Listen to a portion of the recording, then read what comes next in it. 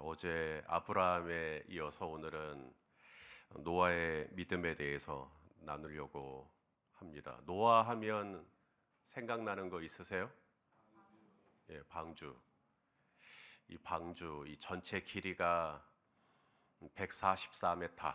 그러니까 오늘날 축구장보다 더 길어요. 얼마나 커야 놀라시려고.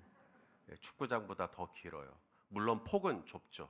폭은 좁지만 일단 길이는 144m, 높이가 14m, 너비가 24m. 이 노아의 방주 안에 들어갈 수 있는 대형 화물트럭이 노아의 방주 안에 실으면 570대 정도 실을 수 있다고 해요. 엄청난 규모죠. 우리가 노아에 대해서 계속 말씀을 나누겠지만 먼저 말씀을 준비하다 보니까 노아의 홍수와 관련해서 우리가 좀 잘못 알고 있는 부분들을 좀 수정하고 싶어요. 예를 들어서 예수님이 태어나셨을 때 동방박사들이 오잖아요. 동방박사들이 몇 명이죠? 우리가 이제 보통 세 사람이라고 생각을 합니다.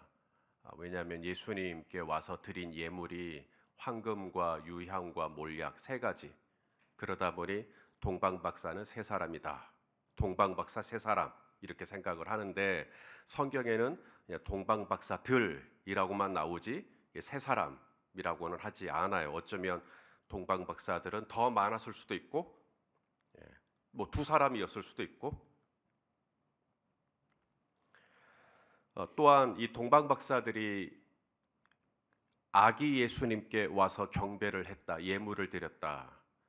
그렇지 않습니다. 동방박사들이 예수님을 만났을 때는 이미 예수님이 유아기를 지났어요. 자, 우리 마태복음 2장 21절 한번 읽어볼까요? 시작. 집에 들어가 아기와 그의 어머니 마리아가 함께 있는 것을 보고 엎드려 아기께 경배하고 보배함을 열어 황금과 유향과 몰약을 예물로 드리니라. 자, 동방박사들이 어디에 들어가? 집에 들어갑니다. 예수님이 태어나신 곳은 집이 아니죠. 어디서 태어나셨어요? 마구간. 그래서 목자들이 예수님께 왔을 때는 마구간으로 가요. 근데 동방박사들은 집으로 갑니다. 마구간이 아니에요. 집이에요. 그리고 아기와 그의 어머니가 같이 있었다. 여기서 아기는 헬라어로 파이디온은 어린이를 가리킵니다. child요. 유아가 아니에요. 신생아가 아닙니다. 그래서 동방박사들과 목자들은 시간적인 차이가 있어요. 그래서 동방박사들이 떠나고 난 다음에 헤롯이 몇 살 미만을 죽이죠? 2살 미만이요. 그러므로 크리스마스 카드 그림을 그릴 때 아기 예수님이 중앙에 있고 목자와 동방박사를 함께 그리는 것은 성경적이지 않습니다. 이런 것처럼 우리가 일반적으로 그러려니라고 생각했던 잘못된 노아에 대한 상식, 지식 이것을 몇 가지 좀 교정해 드리고 오늘 본문으로 들어가려고 해요. 먼저 노아가 방주를 짓는 데 걸린 기간. 노아가 총 몇 년이나 이 노아의 방주를 제작했는가? 우리가 일반적으로 이제 120년이라고 이야기를 합니다. 하지만 성경 어디에도 노아가 방주를 짓는데 120년이 걸렸다는 이야기가 없습니다. 얼마나 걸렸는지 아무도 몰라요. 다만 창세기 5장 32절에 보면 노아가 세 아들을 낳은 때 함과 야벳과 셈 이 세 아들을 낳을 때 노아의 나이가 500세. 그리고 홍수가 시작될 때 노아의 나이는 600세. 그러므로 약 100년 정도 차이가 있죠. 그래서 그 100년 어간 사이에 방주를 지었다. 그러므로 노아가 방주를 지었는데 걸린 기간이 120년이라고 하는 문자적인 구절은 없지만 또 100년이라고 말한 것도 없지만 그래도 조금 더 추적해 볼 수 있는 기간은 100년 어간 정도 걸리지 않았을까? 그렇게 말하면 조금 더 합리적이라고 할 수가 있습니다. 자, 그다음 또 노아가 방주를 지을 때 어디에서 방주를 지었는가라고 할 때도 우리는 일반적으로 산 꼭대기에서 방주를 지었을 거다. 왜냐하면 노아가 방주를 지을 때 하나님이 노아에게 고페르 나무를 이용해서 방주를 지어라 그래요. 그래서 고페르 나무를 취득하고 고페르 나무를 손쉽게 용이하게 이용할 수 있으려면 아마 산에서 방주를 지었겠지. 그래서 물이 차오르고 산 꼭대기에 방주가 있으니까 아마 자연스럽게 떠올랐을 것이다. 또한 창세기 8장 4절에 보면 노아의 방주가 이제 떠밀려 이렇게 다니다가 이제 아라랏산 꼭대기에 이제 방주가 멈췄다. 그래서 많은 분들이 아마 노아가 방주를 지을 때 아마 산 꼭대기에서 짓지 않았겠느냐라고 하지만 그것도 사실 성경에는 없는 이야기입니다. 노아가 방주를 어디서 지었는지는 아무도 몰라요. 오늘날 배를 만드는 조선소는 다 바다에 있죠. 물에 있죠. 하지만 노아도 그쪽에다가 지었을는지 아니면 정말로 어떤 평야에다가 지었을는지 아니면 산꼭대기에다 지었을는지 사실 아무도 모른다. 노아의 홍수, 노아의 이제 홍수가 이제 비가 내리죠. 비가 얼마 동안 내렸느냐? 이 노아의 홍수 비가 얼마 동안 내렸느냐라고 할 때 40일. 그것은 성경적인 근거가 있어요. 창세기 7장 11절 12절을 한번 읽어보겠습니다. 시작. 노아가 600세 되던 해 둘째 날 곧 그달 열일의 날이라 그 날에 큰 기품의 샘들이 터지며 하늘의 창문들이 열려 40주야를 비가 땅에 쏟아졌더라. 그러므로 노아의 홍수 때 비가 내린 기간은 총 얼마예요? 40일입니다. 그러면 40일이 지나고 난 다음에는 노아가 방주에서 나왔는가? 아니요. 40일이 지나고 곧바로 나오지 않습니다. 왜냐하면 물이 꽉 차 있을 거 아닙니까? 이제 물이 줄어들 때까지 기다려야 돼요. 그래서 노아가 방주에서 나온 것은 노아의 홍수가 시작되고 1년 뒤에 방주에서 나옵니다. 자, 창세기 8장 13절 또 읽어보죠. 시작. 601년 첫째 달 곧 그달 초하룻날에 땅 위에서 물이 거친지라. 노아가 방주 뚜껑을 제치고 본즉 지면에서 물이 거쳤더니. 방금 전에 읽었던 홍수가 시작될 때는 노아가 600세 되던 해, 600년이죠. 그리고 이제 홍수가 다 마치고 방주에서 나올 때는 601년이 되었으니까 무려 1년 동안 방주에서 머물러 있었다. 40일이 아니다. 그다음 또 하나 우리가 일반적으로 생각하는 것이 노아가 배를 지을 때, 방주를 지을 때 노아는 한 번도 하늘에서 내리는 비를 본 적이 없었을 것이다.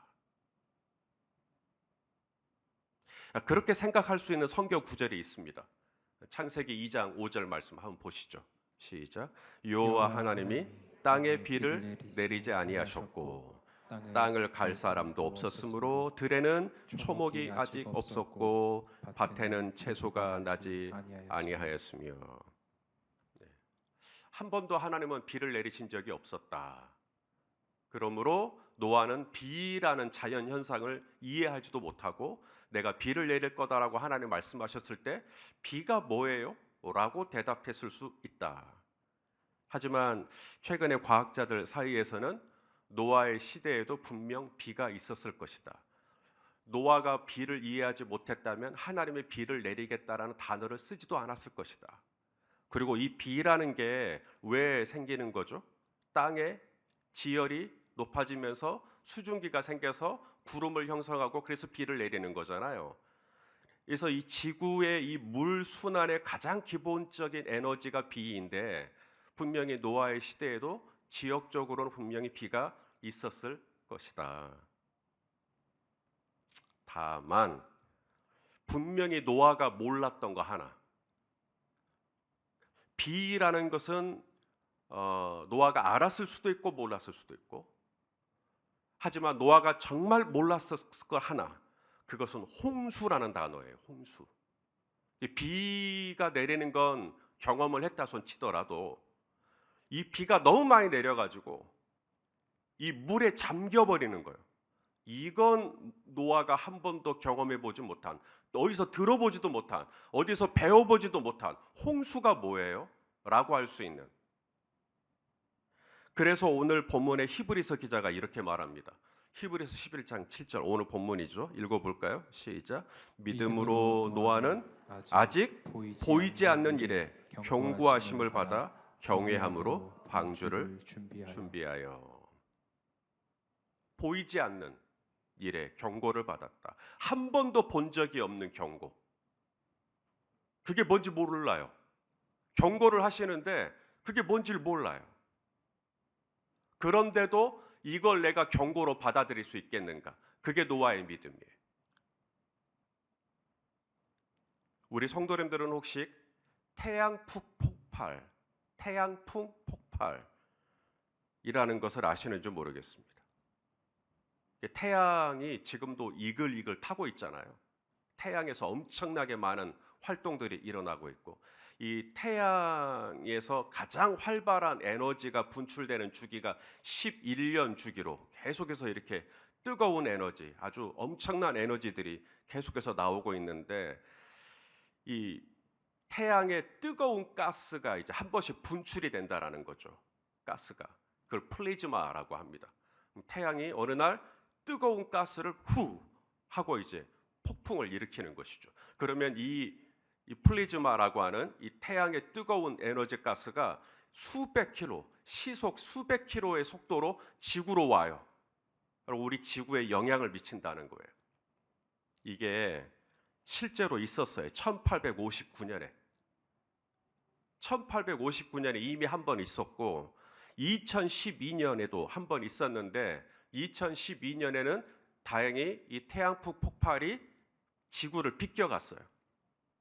하지만 과학자들은 조만간 11년 중이니까 다시 한번 태양풍 폭발이 일어날 것이며, 그것이 지구에게 정면으로 왔다가는 엄청난 재해가 있을 수 있다. 이런 얘기 들어보셨어요? 지금 무슨 얘기 하시는지 감도 잘 안 오실 수 있어요. 근데 딱 지금 이 기분이 노아의 기분이었을 수 있다. 그게 뭔 말인지 하나도 모르겠는 거예요. 내가 지면에 비를 내릴 것이고 그것이 온 생물을 다 덮칠 것이다 라고 말씀하실 때 그게 뭔 말인지 하나도 몰랐을 거라는 거죠. 그럼에도 노아는 어떻게 합니까? 그 보이지 않는 일에 경고하심을 받았을 때 그 말에 순종을 해요. 그 말을 받아들여요. 태양풍 폭발? 그게 뭔데? 라고 할 수 있는데 그걸 진지하게 받아들이고 준비를 한다 이 말입니다. 갈 바를 모르는데 나아갔던 아브라함처럼, 바랄 수 없는데도 하나님을 끝까지 기대하고 바랬던 아브라함처럼, 오늘 노아도 본 적이 없고 들은 적도 없고 어디에서 배운 적도 없는 경고지만 그 말이 뭔 말인지 하나도 몰라도 주님이 말씀하셨으면 순종하는 것이죠.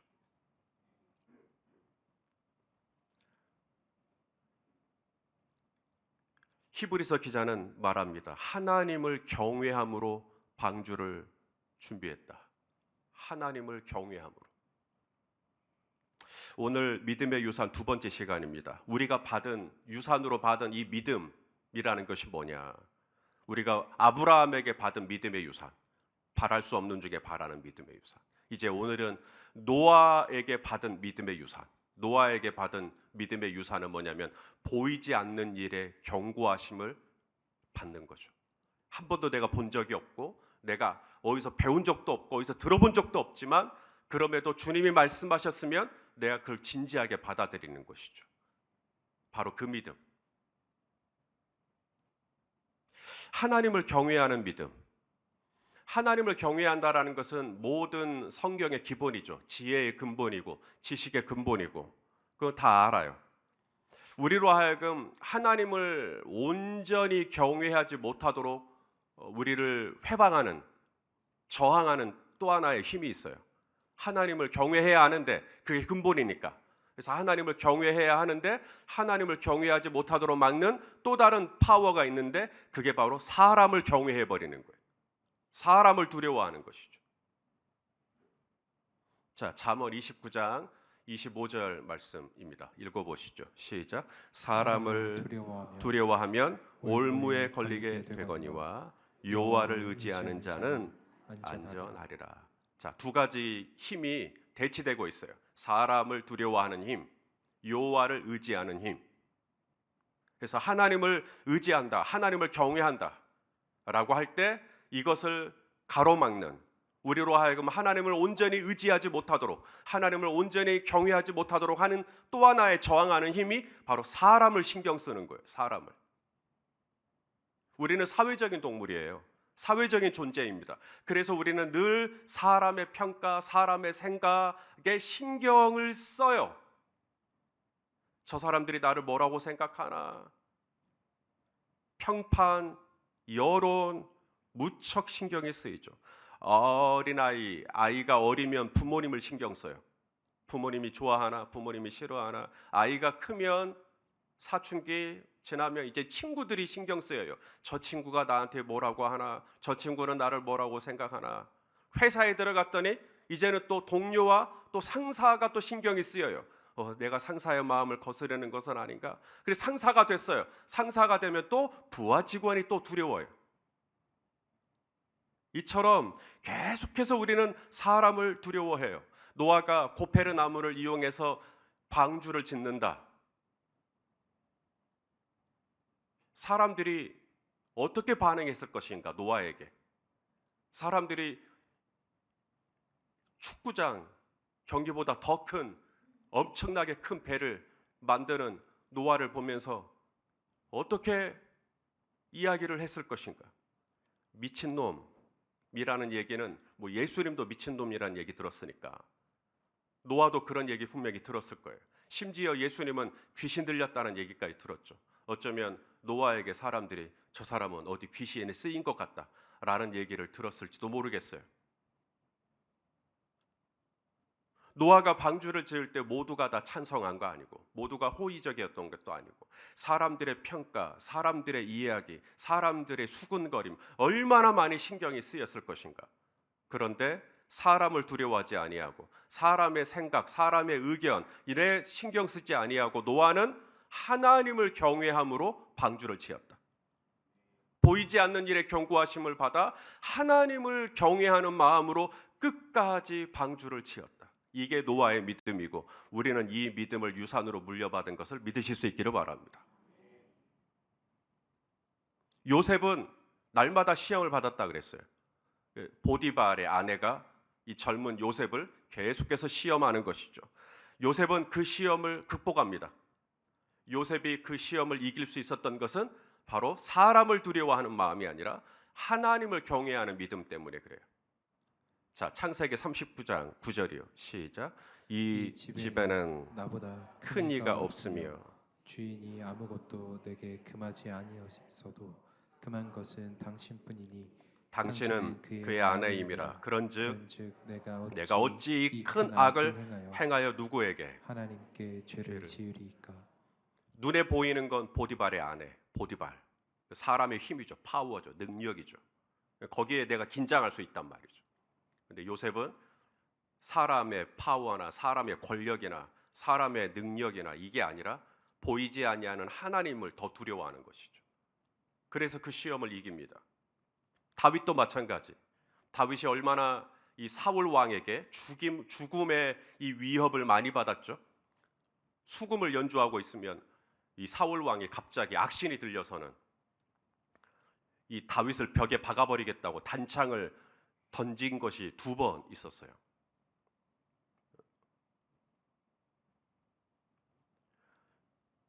그것도 실패로 돌아가니까 이제 아예 전문적인 암살단을 만들어요. 군인들을. 데리고 암살단을 만들어서 샅샅이 다윗을 뒤집니다. 그리고 죽이려고 하죠. 이게 정당방위예요. 네가 나를 죽이려고 했으니까 나도 나를 보호해야 되기 때문에 너를 죽일 수 있는 거죠. 눈에는 눈, 이에는 이. 그런데 다윗은 사울을 죽일 수 있는 절호의 기회가 왔을 때도 사울에게 손을 대지 않아요. 왜? 하나님을 경외하는 마음. 사람 두려워하는 게 아니라 사무엘상 24장 6절 읽어보죠. 시작. 자기 사람들에게 이르되 내가 손을 들어 여호와의 기름 부음을 받은 내 주를 치는 것은 여호와께서 금하시는 것이니 그는 여호와의 기름 부음을 받은 자가 됨이니라 하고, 오직 하나님만 두려워하는 노아의 믿음이, 그 노아의 믿음이 애굽의 노예로 팔렸던 요셉에게로 이어진 거예요.